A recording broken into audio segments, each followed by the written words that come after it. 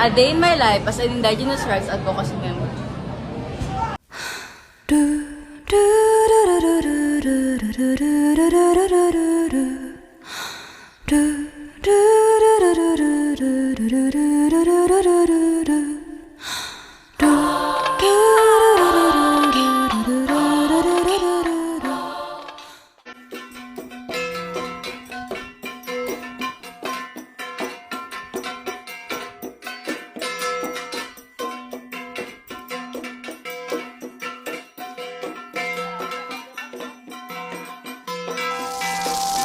Hi people, I am Naisel Tirot and a member of Indigenous Rights Advocacy. So today, we're going to explore the importance of Indigenous Rights Advocacy and why it is a universal concept.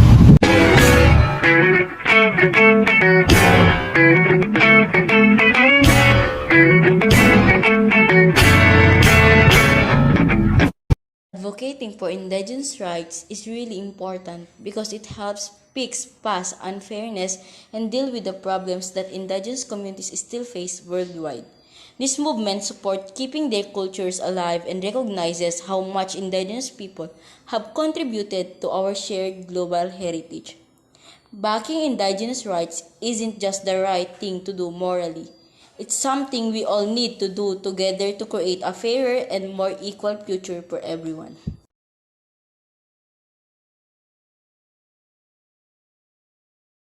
Currently, choosing indigenous rights advocacy for my blogs reflects a commitment promoting social justice and inclusivity. By shedding lights on the challenges faced by indigenous communities, we aim to raise awareness about historical injustices, cultural preservation, and the importance of recognizing and respecting indigenous rights. Through my blog, I hope to amplify the voice of indigenous people, fostering a greater understanding of their unique struggles and contributions.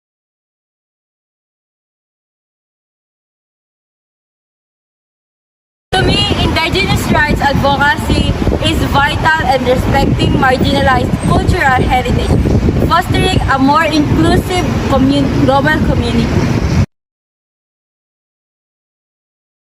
Recognizing indigenous rights is not only a matter of cultural respect but also a crucial step towards addressing historical injustices.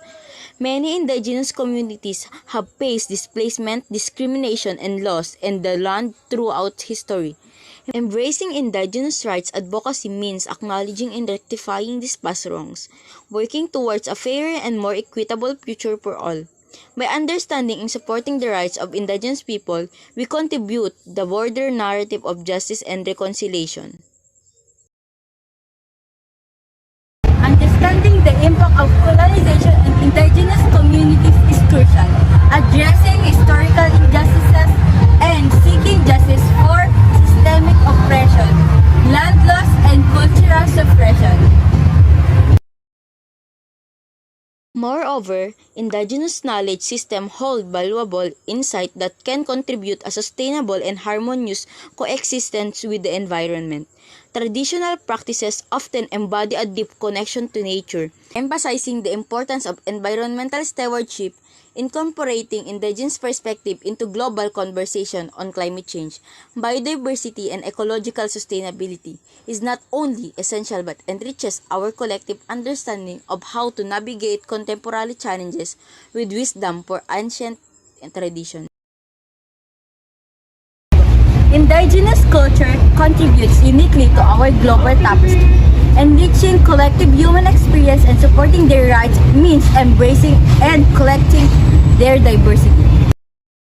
Intersectionality of indigenous rights advocacy with the broader social justice movement emphasizes the interconnected nature of human rights. By actively engaging in the fight for indigenous rights, we challenge ingrained stereotypes and confront systemic biases that permeate societies globally. This advocacy goes beyond cultural boundaries, fostering a collective understanding that pursuit of justice is interlinked with dismantling all forms of discrimination and oppression. In embracing indigenous rights, we strengthen the foundation of society that recognizes and respecting the diversity inherent in its fabric. Indigenous rights advocacy is integral to the broader fight for social justice, challenging stereotypes, towards a world where everyone's rights is respected, irrespective for cultural background. Indigenous rights advocacy also emphasizes the importance of preserving ancestral knowledge and sustainable practices, fostering a holistic approach to environmental and cultural conservation. By recognizing the instinct link between land identity and justice, raising awareness about Indigenous rights advocacy is crucial as it promotes understanding and empathy towards the challenges faced by the Indigenous community. Increase awareness, foster support for policies that protects their rights, cultural heritage, and land. Ultimately, sharing this advocacy helps build a more inclusive and just society.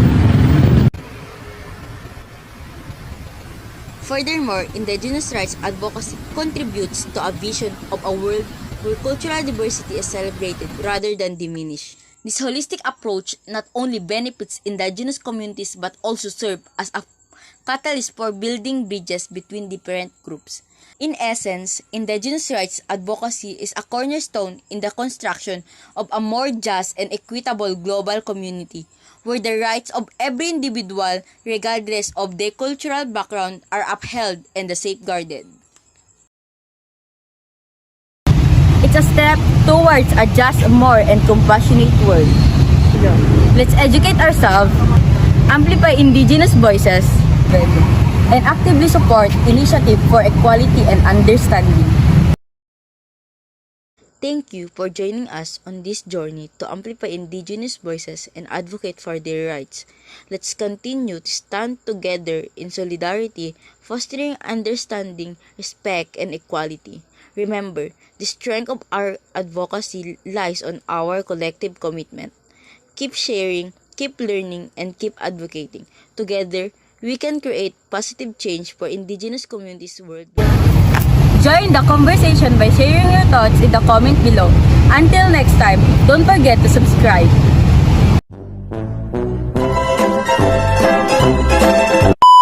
Life as an Indigenous rights advocacy member. Okay.